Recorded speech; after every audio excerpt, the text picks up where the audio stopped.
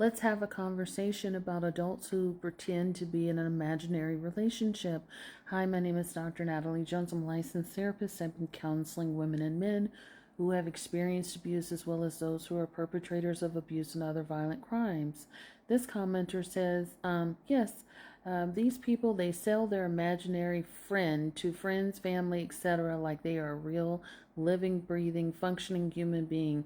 There's also zero evidence of this imaginary friend, only example. Look at my friend who bought me something. Look, my friend bought me something.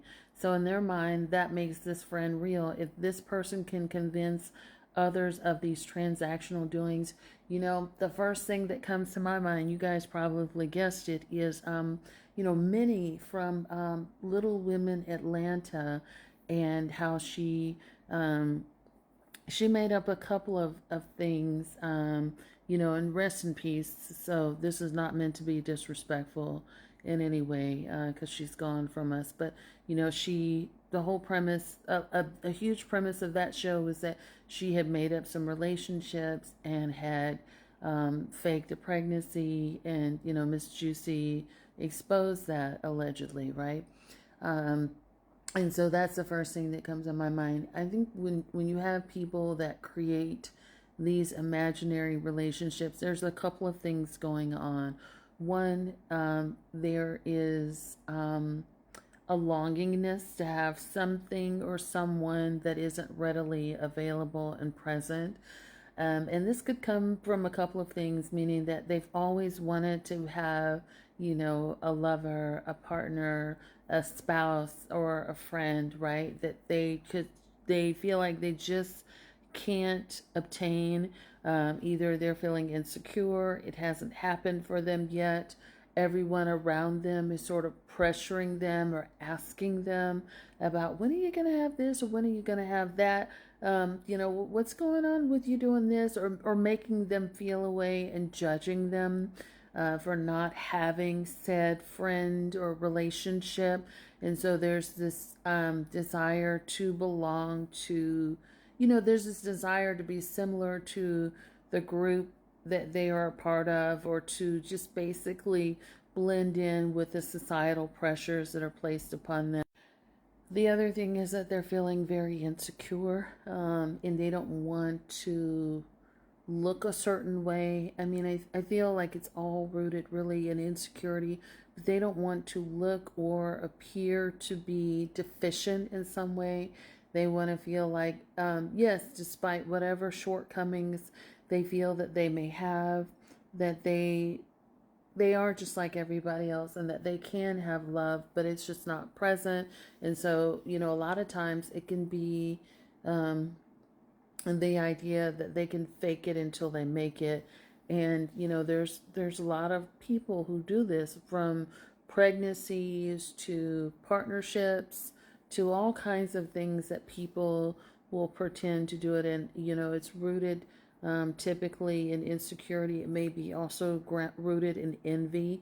So if they are envious of something that someone else close to them has, they want to they may be a little bit competitive, or they want to feel like, hey, I can do it too, or I can get it too.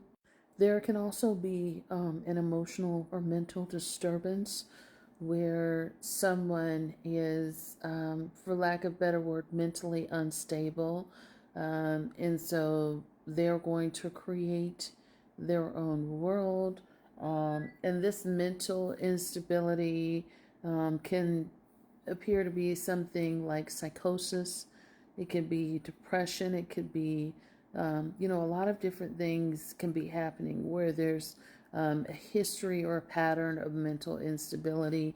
And sometimes people can create imaginary, you know, um, imaginary people based on the mental illness that they have. It can also be situational, because I do believe situations can create mental illness. So a situation where a person is experiencing extreme stress or sadness, and so they don't like their life, they don't like where they're at now in their life, and so they will create this imaginary life for themselves as a form of escapism or avoidance to say this is what I wish my life was like, and this is where I go to, this is where I daydream, this is what I'm fantasizing about, as opposed to, dealing with my reality, which I'm not really crazy about. So there can be that. There can also be, along the same lines of mental illness or instability, grief and loss can also play a factor, where you have people that may have once had someone or something, but they refuse to let go, of the idea that they no longer have that. So think of, like, you know, monkeys that carry around their dead baby because they refuse to, accept that their baby is dead. There's similar phenomenon that happens in human beings where they refuse to believe that their partner or their friend or their baby is gone. And so they will still continue to talk about something in present and future tense, for the fact that they haven't accepted that loss yet. So I hope that helps. Thanks for asking that. Would love to know if you've seen this play out in real time. There's a movie Ryan Gosling did, Lars and the Real Girl. It's an older movie where he, for a long time, was carrying around this doll, and that it was kind of creepy, right? But he's carrying around an adult doll woman, and you know, I think even if my memory serves me correctly, he brought her to like Thanksgiving or some dinner function, and people were just looking at him like, "What the hell?" And he was carrying on regular conversations, but at the end of the movie, he ended up getting like a real girlfriend, and everybody sort of normalized it, and they normalized him, which doesn't usually happen in real life. Usually he would have been locked up somewhere, or he would have been ostracized, or like something, or he would have been just alone. I think that's another element to it as well. People who are loners and don't really foresee themselves ever getting into a relationship, so they will create their world.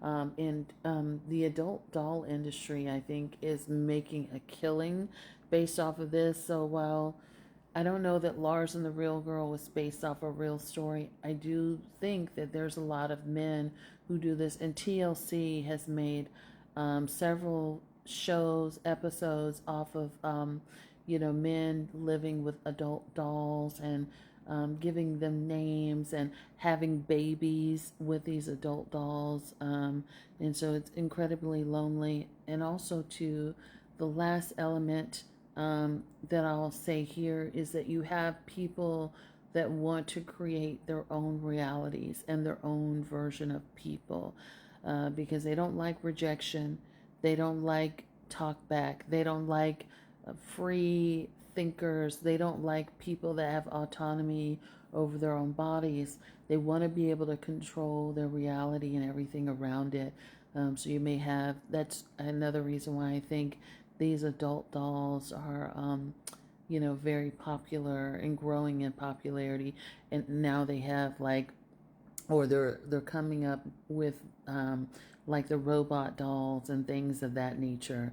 I think this is growing in popularity for the mere fact that it's something that is controllable, it's submissive, and it plays into their fantasy.